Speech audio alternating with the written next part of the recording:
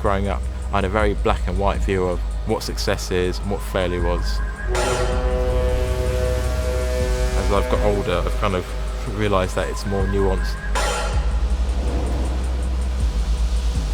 If you stop trying at something you love, that would be a failure. But if you do the thing and you don't get the result you want, you try again, then that's success for me.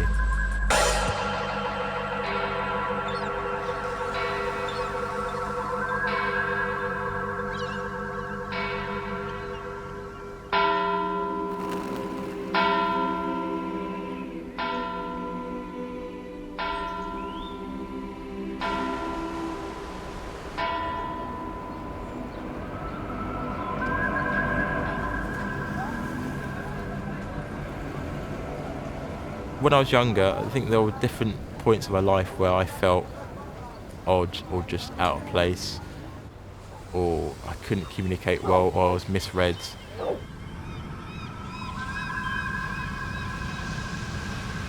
I was looking to try to be someone else.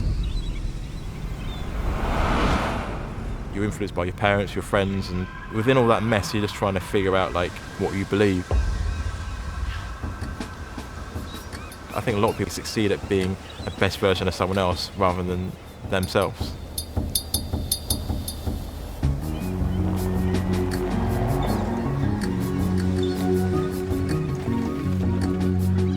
Got into running quite late in life. I didn't really fancy it at school. I wasn't really a member of a running club. It wasn't really a thing in my household. I wasn't really aware of it. I think because my parents were so focused on getting an education and kind of progressing that way, they kind of saw sports and everything else as a real distraction. Then I had a friend and he was like, you should do a 10k half marathon. I was like, why would anyone want to run like that far? Why? I signed up to it not really knowing what to expect. So for me it was just about running by effort. But once I crossed the finish line, it's like a feeling that no one could take away from you. I think up to that point, I never really believed that I was good enough.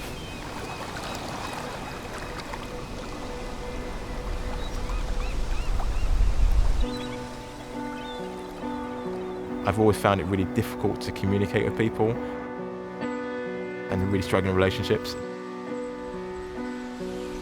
The irony of the name Anguish, really, I think, I felt like that for a long period of time, trying to escape from yourself.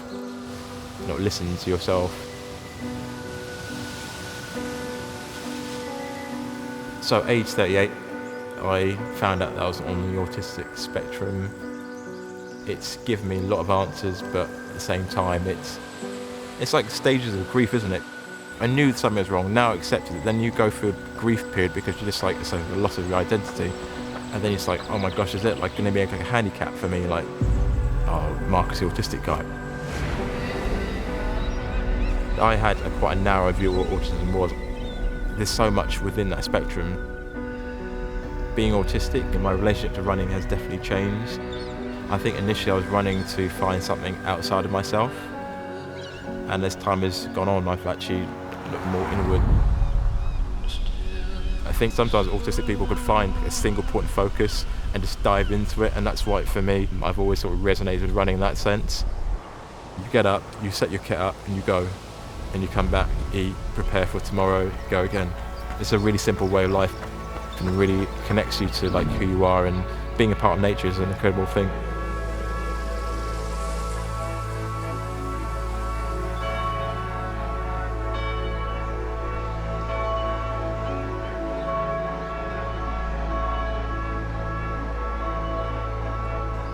I'm at a point now where I'm still learning and I have more answers than I had before.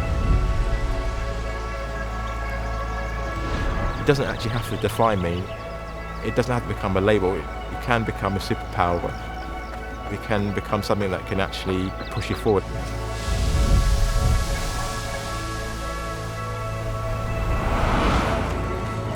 Running connects everyone, and that's the incredible thing. It's changed me in so many ways. It's given me a confidence, a strength, a resilience. a lot of life lessons and context and calm and peace of mind, really.